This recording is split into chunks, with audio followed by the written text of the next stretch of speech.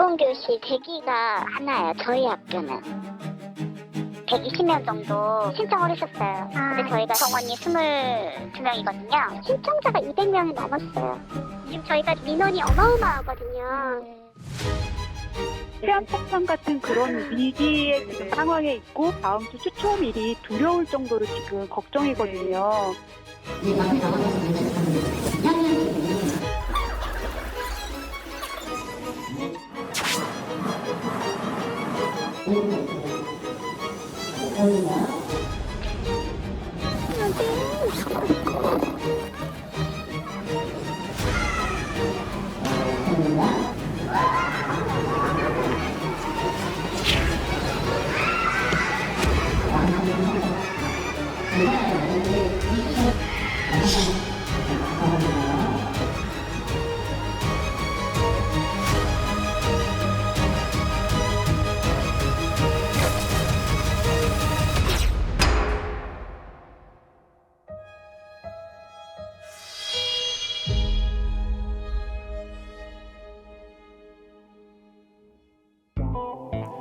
전국의 초등학교 입학식이 이제 한 달 앞으로 다가왔습니다.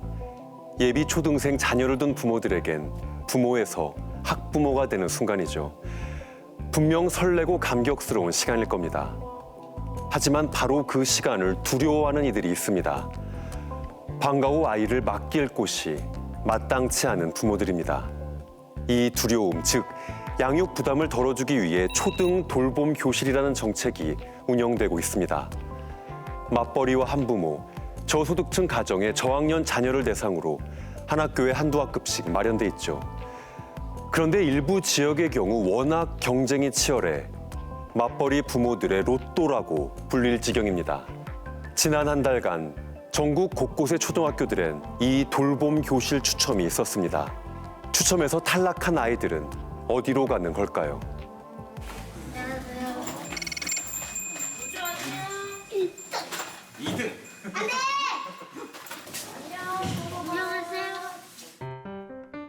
초등학교 가까이에 위치한 한 태권도장. 수업 시작 20분 전부터 아이들이 속속 모여듭니다.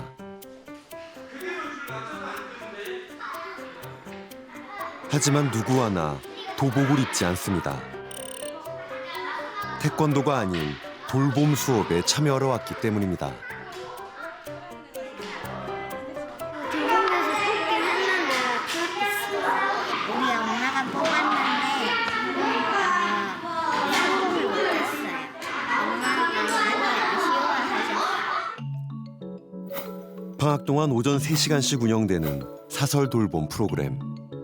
아이들 돌봄이 가능한 건지 학교에서 이제 인원수가 적다 보니까 저희 교육기관을 찾아주셔서 전화를 해주시는데 이제 장소적인 부분도 있고 인원적인 제한도 있다 보니까 다 받지 못하는 게 현실입니다 지금.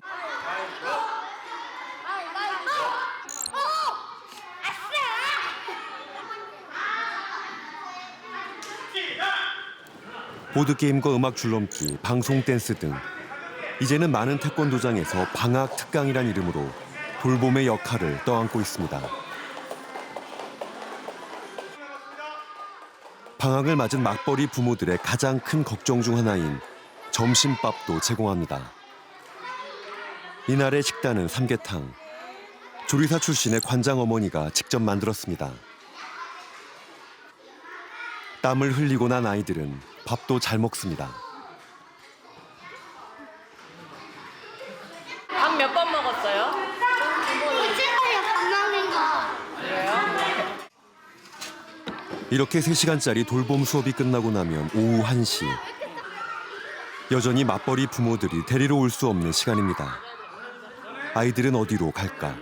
이 중에서 내가 제일 학원을 많이 다니는 것 같다. 그러면 손 들어주세요. 3개요. 5개. 5개? 태권도, 피아노, 영어, 태권도, 그리고 맞아, 수학. 그럼 집에 가면 몇 시가 돼요? 집에 가면은 7시 반? 피아노 치고 5시쯤에 영어학원에 가서 6시에 태권도에 와서 태권도를 그리고 집에 9살 형준이가 다니는 피아노 학원과 영어 학원은 태권도장과 같은 건물 안에 있습니다. 엄마 아빠가 그 밖을 다니면 그 차에 칠 위험도 있고 그래서 그 한 건물에서 다 해결하셨어요. 이번엔 진짜 태권도를 배울 시간입니다.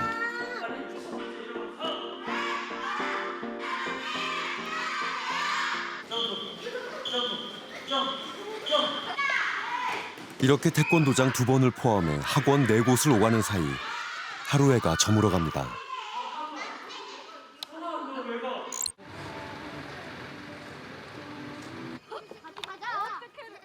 횡단보도 건너에 있는 집으로 향하는 길. 이제 가면은 누가 기다리고 있어요? 엄마하고 아빠일걸요? 운이 좋으면 있고 운이 나쁘면 없을 거라 생각해요. 운이 좋아야 엄마가 있는 거예요? 이날은 형준이 운이 좋은 날인가 봅니다. 아들. 아까 연휴 잘 보냈어? 두 남매를 키우면서 쉬지 않고 일해왔지만 돌봄을 위한 경제적 부담이 만만치 않다는 엄마. 우선은 이모님 비용이 이제 그것도 돌봄 비용이잖아요. 거의 요즘에는 15,000원 이렇게 드려야 돼요. 그러니까 20일 이용한다고 생각하면 125 이렇게 되잖아요. 그리고 영어 학원이 기본 30만 원 선이에요. 피아노도 15만 원. 태권도 도장이 16만 원인데 태권도 도장 매일 가죠. 첫째도 있으니까 둘 다 들어간다고 생각하면 번 게 많이 다 나가요.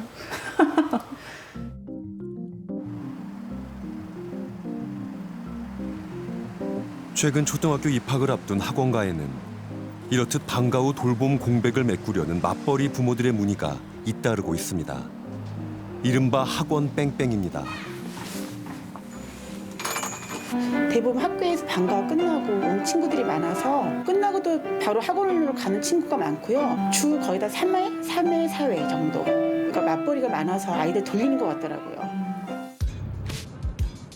한 달 간식비를 제외하곤 비용이 들지 않는 학교 안 돌봄 교실이 있지만 일부 학교들의 경우 들어가기가 하늘의 별 따기입니다. 수도권 신도시의 한 초등학교. 돌봄 교실 추첨이 있는 날입니다. 이렇게 돌봄에 많이 늘었습니다. 그래서 오늘 추천만 하시는데요. 한번 포기했기 때문에 180 이거는 빼고요. 지금 전부 다 집어넣었어요. 경쟁률은 5대1. 긴장된 순간입니다. 추천번호 이거는 당첨되셨습니다. 아, 좋겠다. 그다음에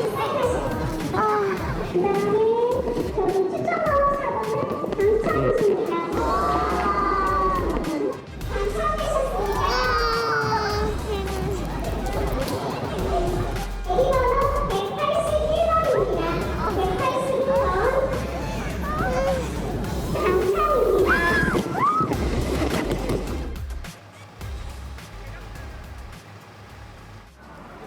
한순간에 희비가 엇갈린 학부모들. 됐습니다. 너무 행복합니다. 어떤 거 같아? 돼서? 돌봄 교실이 되는 것보다 엄마가 맛있는 걸 사준다니까 좋아요. 아, 그렇지.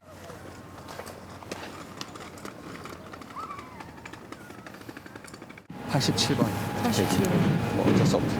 워낙 사람들이 많이 몰려가지고 이번에. 떨어졌는데 네. 지금 어떻게 해야 될지 모르겠다. 앞으로 아무 생각이 안 들어요 지금. 회사에 연차를 내고 왔다는 쌍둥이 아빠. 대기번호 100번 143번 떨어졌죠. 어쩔 수 없이 학원으로 뺑뺑이 돌리는 수밖에 없는데 저희는 쌍둥이니까 2배잖아요. 그러니까 조금 더 고민을 해봐야죠. 워킹맘들이 요즘 많아지는 추세에서 진짜 로또처럼 추천만 기다리고 운만 믿어야 하는 상황이니까 사실 불만족스럽죠. 지금부터라도 계획을 좀 세우셔야겠네요. 안 그래도 학원 보러 가려고요. 엄마의 발걸음이 무겁습니다. 당장 발등에 불이 떨어졌다는 또 다른 엄마를 만나봤습니다. 딸의 입학을 앞두고 돌봄 추첨에서 탈락했다는 김민소 씨. 이게 추첨 문자였거든요. 돌봄 교실이 하나뿐인 이 학교에선 13명이 고배를 마셨습니다. 이 작은 숫자가 적힌 공 하나로 이제 운명이 결정되는 거잖아요. 떨어진 엄마는 1년 동안 그러면은 학원 뺑뺑이를 이제 돌려야 되는 상황이 되는 건데 이게 너무 가혹한 거예요. 그동안 간호사이자 간호학원 강사로 바쁘게 일해온 민소 씨에겐 미처 생각지도 못했던 난관입니다. 교감 선생님께서 말씀을 해주시더라고요. 몇 해 동안 계속 지원자가 너무 많아가지고 탈락을 꾸준하게 이제 했었다고 하더라고요. 추첨을 했던 거죠. 근본적인 거를 대책을 세워가지고 했어야지 매년마다 그럼 이거는 탈락을 시켰다는 말인 건데. 초등 돌봄 교실 대기자 수는 코로나19 시기 잠시 주춤했다가 다시 급증하는 추세입니다. 육아휴직 2년은 이미 사용했고 남편은 이직을 한 지 얼마 안 돼 휴직을 쓰기 어렵다는 민소 씨. 아이가 다닐 만한 학원을 알아보기로 했습니다. 1학년을 어떻게 하나요, 시간을? 그렇구나. 돌봄이 잘 안 되셨나 보다. 떨어졌어요. 아이고. 1학년 같은 경우에는 조금 빨리 끝내면 오늘 12시 반에도 끝나요. 저희가 한 2시 전후로 해서 학교 앞에서 픽업 시간이 있고요. 시아가 그동안에 뭔가를 해야 되는데 그게 안 되면은 큰일 나네. 통학버스가 있지만 시간대가 애매합니다. 오후 3시 반이던 유치원보다 더 빨라질 초등학교 하교 시간.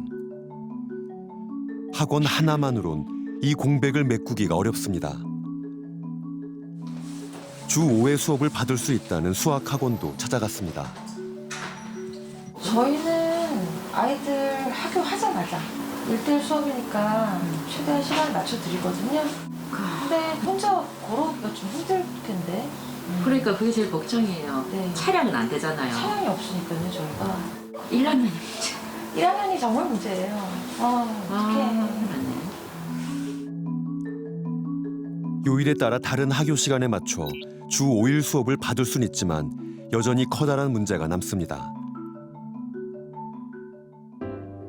학교에서 학원까지의 거리입니다. 큰 차도를 2번이나 건너야 하고 어른 걸음으로도 20분이나 걸립니다. 이제가 초등학생이 되는 딸 혼자서는 아무래도 무리일 듯합니다. 방과 후 학원까지 데려다줄 등원 도우미를 구해야 할지 머릿속이 다시 복잡해집니다. 무엇보다 가장 중요한 문제가 남았습니다. 딸 시아가 어떻게 생각할까? 시아, 오늘 잘했어? 시아야. 오늘 엄마 어디 갔다 왔냐면은 시아 이제 학교 입학하잖아. 그치? 그래서 시아 학원 가야 되잖아. 어? 그럼 또 힘들어진단 말이야. 힘들어? 힘들어진다고? 지금 학원 다니는 게 힘들어? 길어. 에휴, 어떡하냐. 어떡해. 유치원과 수영 등 이미 다니고 있는 학원만으로도 힘들다는 아이. 민소 씨는 과연 어떤 선택을 할 수 있을까요? 초등학교 저학년 아이들이 이른바 학원 뺑뺑이를 도는 이유는 선행학습이나 치열한 입시 경쟁 때문만은 아니었습니다.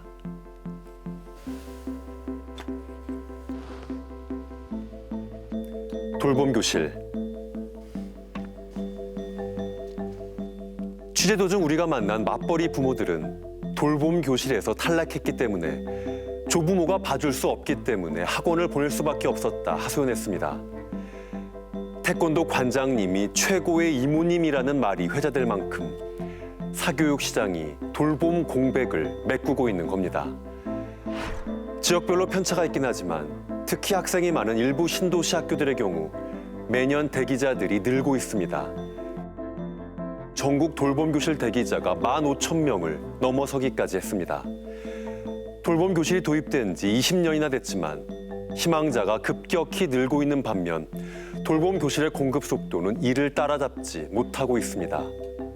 사정이 이렇다 보니 초등학생 자녀들을 둔 워킹맘들이 직장과 가정 사이에서 아슬아슬한 줄타기를 이어가고 있습니다.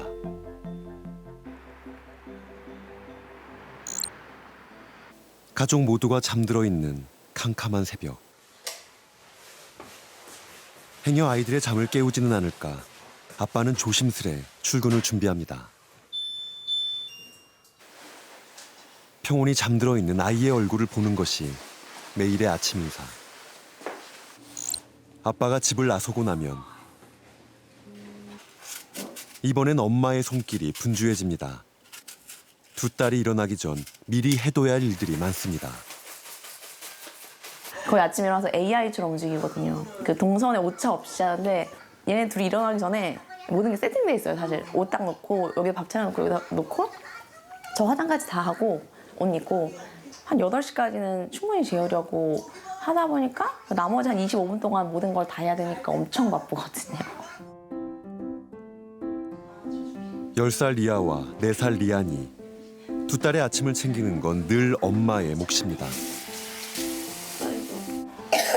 아유, 감기 걸려가지고. 열어놨나요?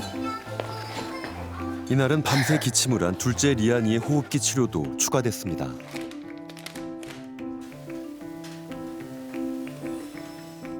거의 전쟁이죠. 둘이 밥 먹이고 뭐 감기 걸렸을 때는 이거 호흡기 치료도 그 사이에 해줘야 되고 만약에 못할 때는 차에서 먹일 때도 있어요. 먼저 식사를 마친 큰딸 리아가 등교할 시간. 해야 된다. 숙제 안 해서 리아 너 여기 다 튀어나왔다 옷에. 그니까 튀어나왔어. 어이씨. 그러네. 이따가 와서 꼬매줄게. 이거는 지금 11시 반쯤에 엄마가 알려줄게. 밥 뭐 먹을지. 알았어. 잘 가. 안녕. 엄마는 아침밥을 먹을 새도 없이 둘째의 등원을 준비합니다. 늦었어. 큰딸의 입학에 맞춰 둘째를 낳고 육아휴직을 한 엄마. 직장 인근의 어린이집엔 3년 넘게 기다린 끝에 자리가 났습니다. 저희 회사가 이쪽으로 이전할 때 저도 집을 용산으로 이사 오고 어린이집까지 딱 맞췄거든요. 그 모든 거에 오차가 없게 했었어야 돼요. 저는. 왜냐면 그 사이에 공백을 메꿔줄 사람이 없기 때문에. 남편과 상의 끝에 직장 근처로 집을 옮기면서 그나마 출퇴근 시간이 줄었다는 엄마. 하지만 둘째를 등원시키다 보면 사소한 이유로도 늦어지기 마련입니다.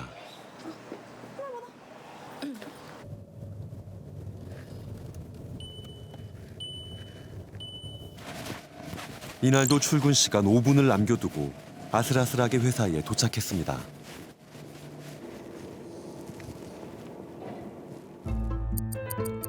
엄마가 일하는 사이 큰딸의 하루도 바쁘게 흘러갑니다.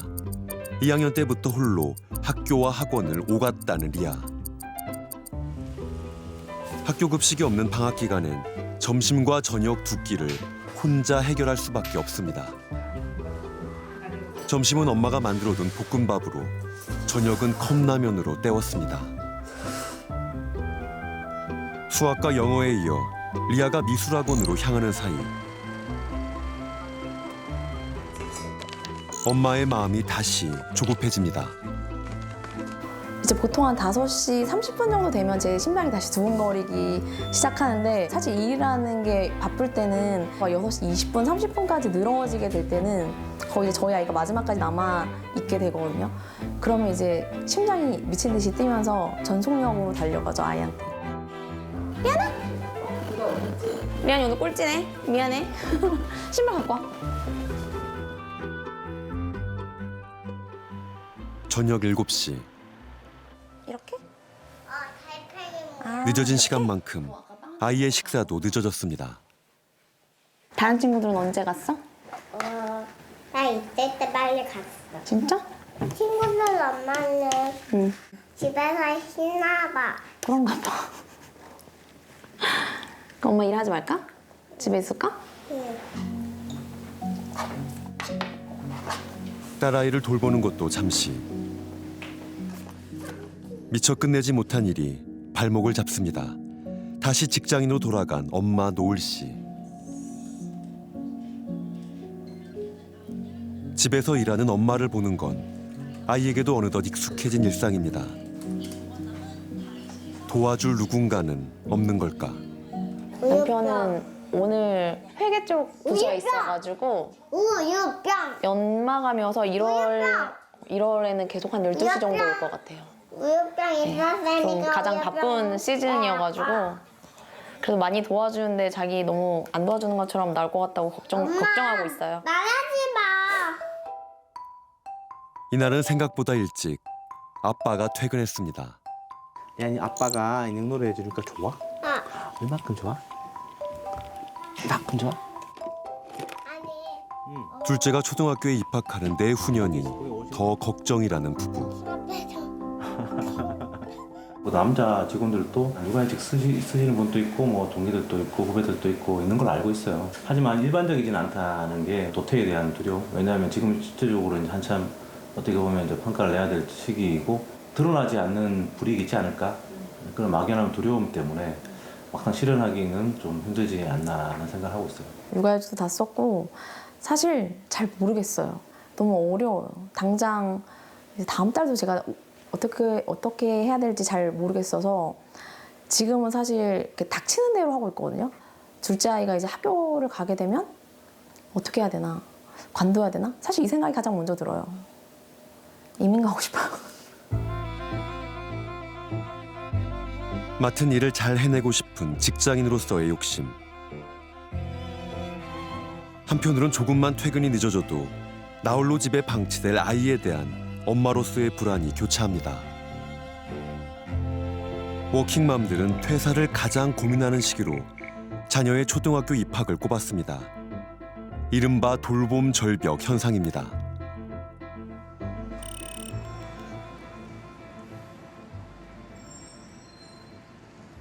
여기 또 한 명의 마음 급한 엄마가 있습니다. 늦었어. 우리 뛰어야 돼. 우리 걸어갈까? 일로 와. 서울의 유명 학군지에서 직장을 다니며 두 아이를 키워왔다는 양유영 씨. 식빵. 그다음에 너 식빵 살 거야. 꽈배기? 물어봐. 꽈배기 어디 있나?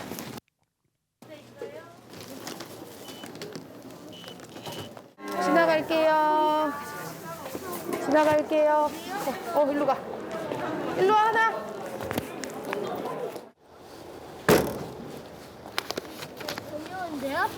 기다려. 알았어. 기다려. 오케이. 잔병치레가 잦은 두 남매를 위해 병원을 찾는 날이면 밥 시간을 놓치는 일도 다반사입니다. 1년 전 경기도의 전원마을로 이사했지만 병원과 학원을 위해 일주일에 3번은 여전히 서울을 오가고 있습니다. 저도 힘든데 얘네들도 같이 힘드니까 그게 좀 얘네들 때문에 다니는 거긴 한데 얘네들도 같이 힘드니까 그렇죠. 치과에 안과까지 병원 3곳을 예약한 이날은 평소보다 시간이 더 빠듯합니다.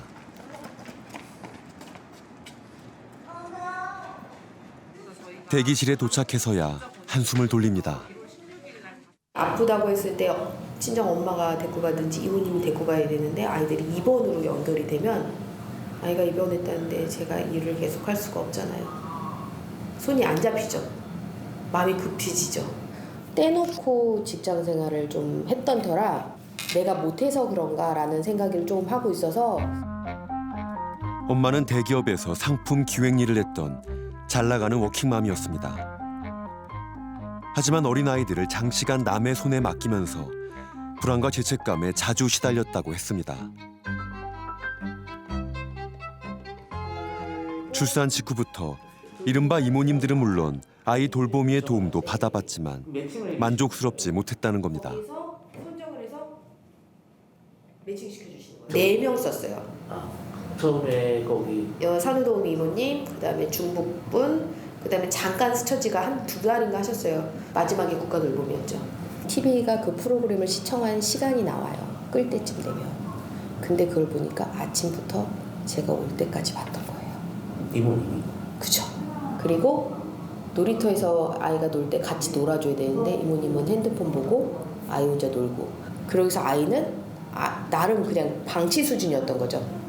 라고 얘기해서 이제 그 말을 맞는 거고. 엄마의 고민이 더욱 깊어진 것은 큰아이의 초등학교 입학을 앞둔 시점이었습니다.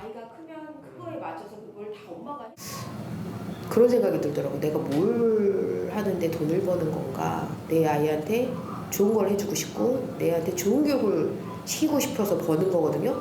근데 그걸 정작 못하고 이 사람 월급 주려고 제가 직장을 다니는 듯한 느낌이 들더라고요. 그래서 그만뒀어요. 방송 일주일 전 아이의 학원을 알아보던 엄마 민소 씨 역시 결국 퇴직하기로 했다는 소식을 전해왔습니다. 딸의 유치원에서 촬영한 이 한 장의 사진이 결정적 계기가 됐습니다. 내 딸만 혼자 작아진 한복을 입고 있는 모습이 웃기고도 슬펐다. 일단은 딸의 첫 학교 적응을 도우면서 찬찬히 앞날을 고민해보겠다고 했습니다. 우리나라 여성의 고용률은 OECD 회원국들에 비해 M자형 곡선을 그리는 것이 특징입니다. 20대에 취업한 뒤 30대의 문턱에서 급격히 많은 여성들의 경력이 단절되는 겁니다. 특히 자녀가 초등학교에 입학하는 30대 중후반의 경우 그 하락세가 커서 초등학교 1학년은 워킹맘의 무덤이라고 불릴 정도입니다. 아이 돌보는 그 시간의 문제, 엄마 아빠들한테 어떻게 시간을 확보해 드리느냐. 지난해 9월 오세훈 서울시장은 워킹맘들의 경력 단절과 저출생에 대한 대안으로 홍콩과 싱가포르에서 활용 중인 외국인 육아 도우미 제도를 도입하자 제안했습니다.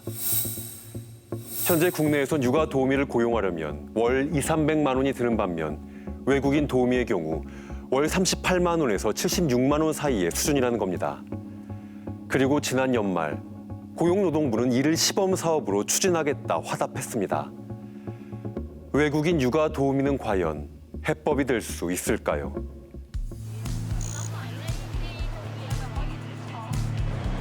세계에서도 손꼽히는 국제 금융의 중심지 홍콩. 매주 일요일이면 도심 곳곳에서 진풍경이 벌어집니다. 헬퍼라 불리는 외국인 도우미들이 335 어울려 휴식을 취하는 겁니다. 대부분은 필리핀과 인도네시아에서 건너온 20, 30대 여성들입니다. 所以佢哋僱主嗰度就離開咗之後就出嚟呢度坐，同埋咁個姊妹坐埋一齊之後有得傾有講，全部都係佢家鄉嗰啲人咧，咁所以佢哋係好中意呢種聚會。 혈혈단신, 고국을 떠나온 젊은 여성들에게 주어지는 유일한 휴식의 시간. 이곳에서 만나는 친구들이 홍콩의 가족인 셈입니다. They prepare the foods for cooking. And then for lunchtime, we eating together with my friend, my group, then like that. And then do prepare myself, do makeup, and then do selfie, take a photo. 짧은 휴식이 끝난 월요일이면 언제 그랬냐는 듯 감쪽같이 사라지는 도우미들. 그리고 바쁜 하루가 시작됩니다. 이른 아침 홍콩 아이들의 등굣길을 배웅하는 외국인 도우미들. My name is Vina, a Filipino domestic helper here in Hong Kong. I usually wake up 6 o'clock in the morning and I prepare kids' meals, snacks, lunchbox. Then after that, bringing the kids to the school bus and maintaining the house. Yeah. 홍콩의 한 아파트. 결혼 4년 차인 30대 맞벌이 부부의 집입니다. 엄마가 일하는 사이 필리핀에서 온 7년 차 육아 도우미가 아이를 돌봅니다. 홍콩법상 외국인 육아 도우미들은 모두 고용주의 집에서 거주해야 하는 입주 도우미입니다. This is my room where I stay. This one. This is double deck. Here at the top, I sleep here. This is my bed. And then on the lower, this is where my things.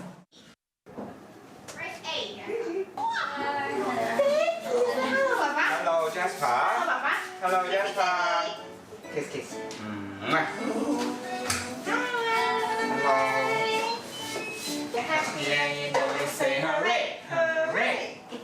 일을 마친 맞벌이 부모가 아이와 함께 시간을 보내는 동안 집안일은 도우미의 목. 가사노동과 육아 모두에서 없어서는 안 될 존재가 됐습니다. 照顧唔到。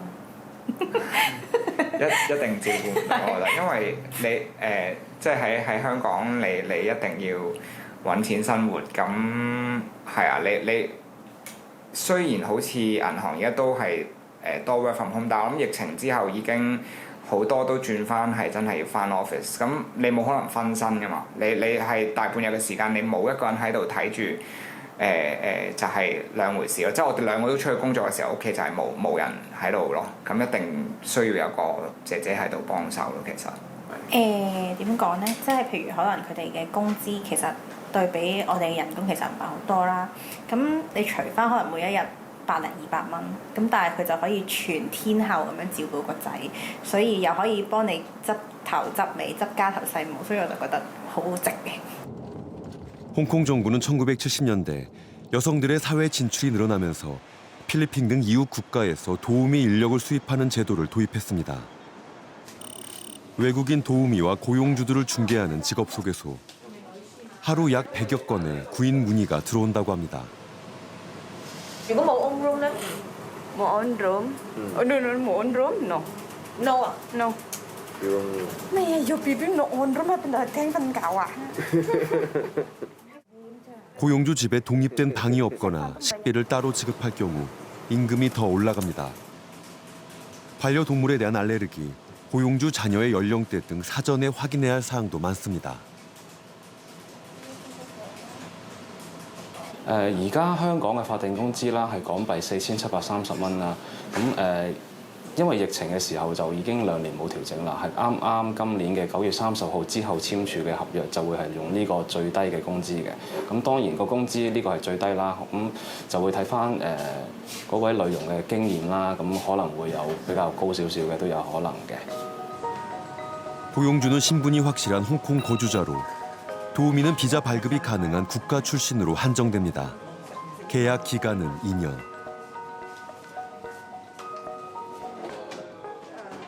서류상으로 조건이 맞으면 고용주와 화상 면접을 진행합니다.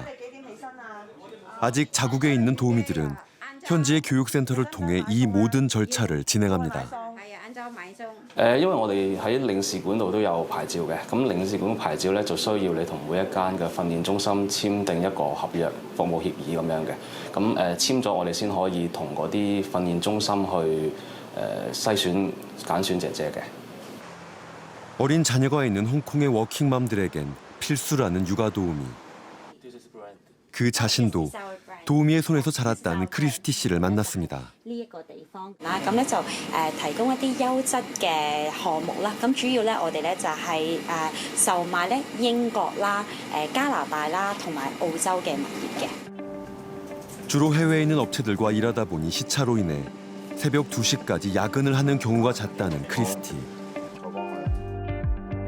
아직 어린 두 아이를 위해 2명의 육아 도우미를 고용했다는 그녀는 이제 3번째 자녀를 계획 중입니다. 我希望會有一個好開心嘅 family 之外，咁我亦都希望咧我自己嘅即係事業啦，亦都想會有即係有一定嘅事業，我會去做啦。咁亦都想有一啲社會唔同嘅服務，我都會去參與咁樣樣。我本身已經即係環境嘅關係，我就已經係有家傭，所以我已經知道有家傭，咁所以我嗰陣時已經好有勇氣咁諗住，我會生多過1位小朋友或者3位咁樣樣咯。 외국인 도우미 제도의 도입 이후 홍콩 여성의 노동 참여율은 꾸준히 높아졌습니다. 돌봄 절벽 현상은 찾아볼 수 없습니다. 하지만 긍정적인 효과만 있는 것은 아닙니다. 외국인 육아 도우미가 키운 일부 홍콩 아이들, 이른바 콩키즈의 지나친 의존성이 사회 문제로 떠올랐습니다. 本港唔少家庭都會請外傭照顧仔女，但係港孩嘅行為同埋態度，亦都成為外傭嘅頭號難題。曾經有富家子自細就依賴外傭，去到13歲都要外傭幫佢沖涼同埋着衫。 한 연구에선 부모보다 육아 도우미와 긴 시간을 보낸 아이들이 모국어를 제대로 배우지 못하고 정서 발달에 문제가 생겼으며 감정 조절에도 어려움을 겪는다는 결과가 나왔습니다. 고용주의 학대나 성추행 등 한 집에 사는 도우미의 인권을 침해하는 사건 사고도 끊이지 않았습니다.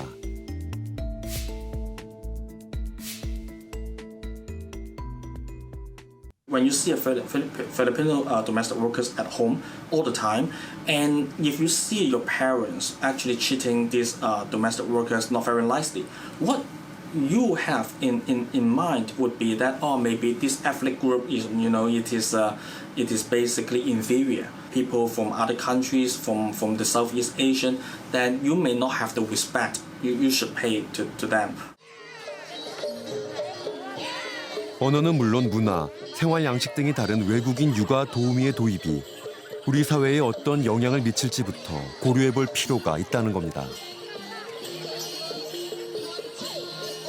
You will have to bring in a lot of people from foreign country. It can create a cultural tensions. It can create a lot of issues about inequality, like employer-employee tensions. There are a lot of things you need to discuss before that. 일부 전문가들은 외국인 헬퍼에 의존하는 홍콩 모델은 돌봄의 주체가 엄마에서 외국인 여성으로 대체됐을 뿐이라고 지적합니다. 성급한 도입보다는 우리 사회 시스템이나 정부가 충분한 역할을 하고 있는지 먼저 검토해야 하고, 무엇보다 우리 아이들의 행복권이나 건강한 발달이라는 측면에서 좀 더 신중히 논의해볼 필요가 있다는 겁니다. 그렇다면 워킹맘, 맞벌이 부부들을 위한 지속 가능한 대책은 없는 걸까요? 4년 전 서울의 한 지자체에서 의미 있는 실험을 했습니다.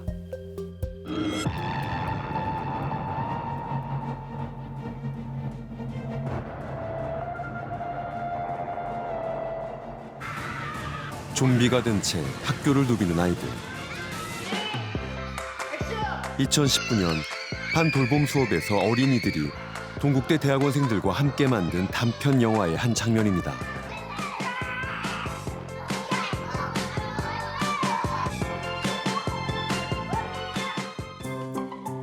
서울 중구청이 시범 사업으로 시작한 지자체 직영 돌봄 교실. 돌봄 시간과 인력을 늘리고 지역 인프라와 적극적으로 연계한 다양한 프로그램으로 돌봄 프로그램의 수준을 높였습니다. 지자체에서 직접 직영하면서 돌봄 서비스를 제공하기 때문에 인력과 예산도 좀 더 충분하게 하고 운영 시간도 되게 길었던 것으로 알고 있습니다. 그러니까 단위 학교에서 직접 학교가 직접 운영하는 그런 돌봄 교실에 비해서 만족도가 되게 높으셨던 것 같고요. 근데 대기를 1년을 하는 거예요. 제가 8개월 때 학부모 만족도 99.4%라는 놀라운 결과를 기록했습니다. 해당 학부모들의 경험담을 직접 들어봤습니다. 일하시는 부분이 워낙 많기 때문에 퇴근이 늦어서 퇴근 못하는 경우가 있으니 8시까지 맡아주겠다. 대부분 부모님 다 좋아했고 자체적인 프로그램이 굉장히 많아요. 그래서 아이들이 오히려 데리러 가면은 엄마 조금만 이따 오세요. 4개 일찍 왔어요. 이렇게 할 정도고. 그리고 진짜 이사 오는 사람들도 있었고 주변에 여기 맞벌이 가정들이 둘째는 안 사람도 있고 진짜로 3살 된 둘째가 있어요. 이게 3년 동안 이걸 보면서 키울만 하겠다. 최근 정부에서도 이와 비슷한 계획을 발표했습니다. 교육부가 주축이 된 늘봄 학교가 그것입니다. 늘봄 학교 도입을 통해 초등학교 저학년에게는 돌봄뿐 아니라 기초학력 지원, 예체능 등 다양한 교육 프로그램과 아침 돌봄, 오후 돌봄, 저녁 돌봄 등 수요에 따른 보다 촘촘한 돌봄 서비스를 제공할 예정이며 올해 초등학교 200곳을 시작으로 2년 뒤에는 전국으로 확대할 계획이라는 늘봄학교. 돌봄 시간을 늘리고 질을 높이겠다는 겁니다. 초등 돌봄 절벽을 해소해야 결국은 이제 사회적 돌봄 체계가 완성이 된다. 그런 늘봄 학교 체제가 전국적으로 빨리 확대가 돼야 되겠죠. 그래서 시급히 초등학교 2학년 때까지 먼저 빨리, 그다음에 한 3, 4학년 이렇게 해서 늘봄 학교 체제가 정착이 되고 확대가 된다면 학부모들, 특히 이제 엄마들의 부담이 줄어들고 또 일가정 양립이 가능해질 텐데. 늘봄 학교가 당장의 돌봄 부담을 덜어준다고 해도 숙제는 남습니다. 아이는 누구보다 부모와 더 많은 시간을 보내고 싶어 하기 때문입니다. 자녀가 성장하는 시기, 가족이 보다 많은 시간을 함께 보낼 방법은 없는 걸까? 현재 육아휴직 중인 엄마 문수정 씨. 복직을 앞두고 고민이 깊어집니다. 군무원인 남편과 주말 부부로 살면서 독방 육아로 버텨왔는데 복직을 하면 대책이 없다는 것. 저도 왕복 3시간 정도 걸릴 것 같아서 돌봐주시는 분을 어떻게 수소문해서 알아봐야 할 상황이에요. 예. 아이를 좋아해 초등 교사라는 직업을 택했지만 정작 내 아이의 등하원은 남의 손을 빌려야 할 상황입니다.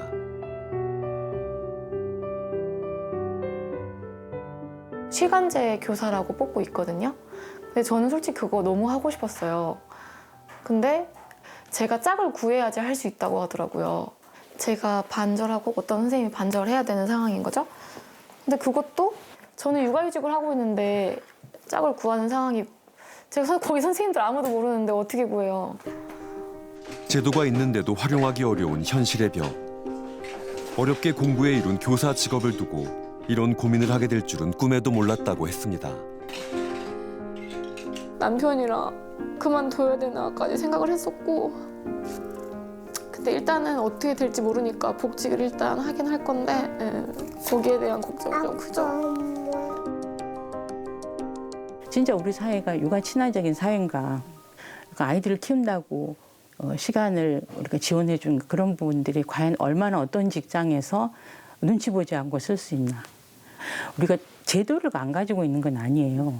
육아휴직 제도, 근로시간 단축, 가족 돌봄 휴가 다 있습니다. 그런데 과연 얼마나 쓰고 있느냐는 것이죠. 우리는 이건 돌봄은 그냥 비용이 아니라 서비스에 대한 투자다. 미래 세대에 대한 투자다.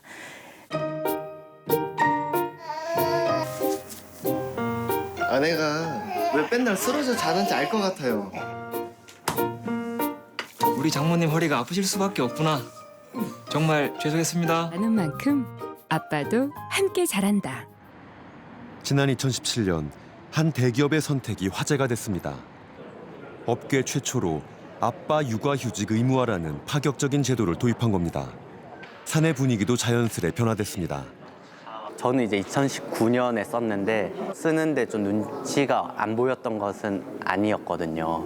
이게 의무화가 되다 보니까 위에 상사분들도 많이 이제 언제 쓰냐, 언제 쓸 거냐를 먼저 물어보는 그런 분위기도 많이 조성이 됐고요. 안 쓰면은 좀 바보다, 다 쓴다, 다 쓰는 상황인데 왜 너 안 쓰냐. 가정에선 어떤 변화가 있었을까? 배우자 조사 결과 육아와 가사 분담, 향후 자녀 계획에도 긍정적인 영향을 미쳤다는 응답이 압도적이었습니다.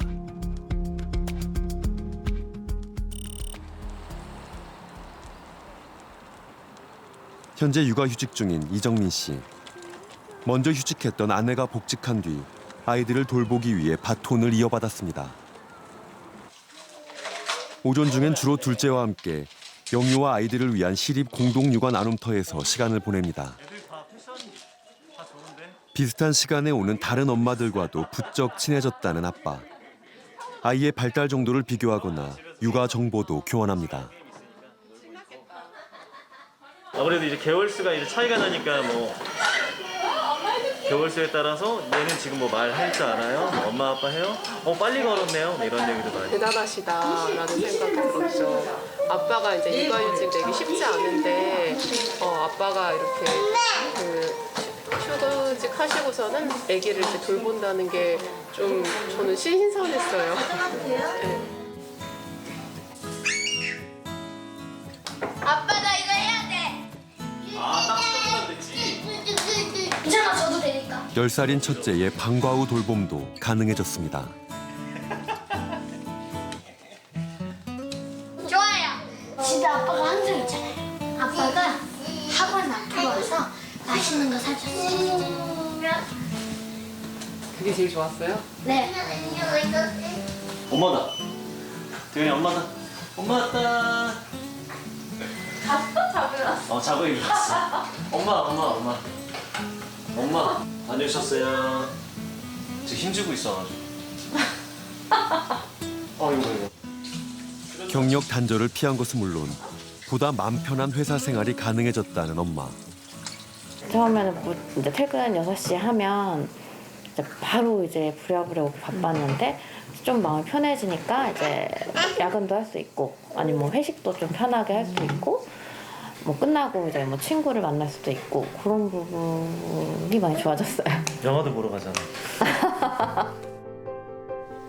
이제는 남편이 복직해도 자신과 육아의 부담을 나눌 수 있게 된 것이 가장 큰 소득이라고 했습니다. 남자 육아휴직 쓰는 거 처음 봤어. 심지어 제가 쓰는데도 우와 남자도 써도 돼? 그런 얘기를 이제 나 주변에서 많이 하니까 이게 쓰는 게 맞는 건가? 근데 막상 겪어보니까 그 발달하는 것도 차이도 느껴지고 성장하는 것도 느껴지고 그 과정을 하나하나 다 보니까 너무 신기하고 되게 뿌듯하기도 하고 재밌어요. 많은 아빠들이 해보면 좋을 것 같아요. 많은 아빠들이 해봤으면 좋겠다는 이 육아휴직. 하지만 전체 육아휴직자 중 남성은 4명 중 1명에 그쳤고 그나마 17은 대기업 직원이었습니다. 엄마는 뭐하고 아빠가 육아휴직을 하냐, 다녀오면 책상 빠지는 거 아니냐, 회사에서 평가를 어떻게 받으려고 그러냐, 육아휴직을 하려는 아빠들이 주변에서 가장 많이 듣는다는 말입니다. 라떼는 이랬다는 충고 대신 라떼 파파를 당연시하는 사회. 유연근로, 육아기 단축 근무도 눈치 보지 않고 쓰는 사회가 될 때 아이들의 행복한 성장도 우리 사회의 미래도 이야기할 수 있을 겁니다. 아빠는 새벽 몇 시에 가가지고 8시쯤에 들어가요.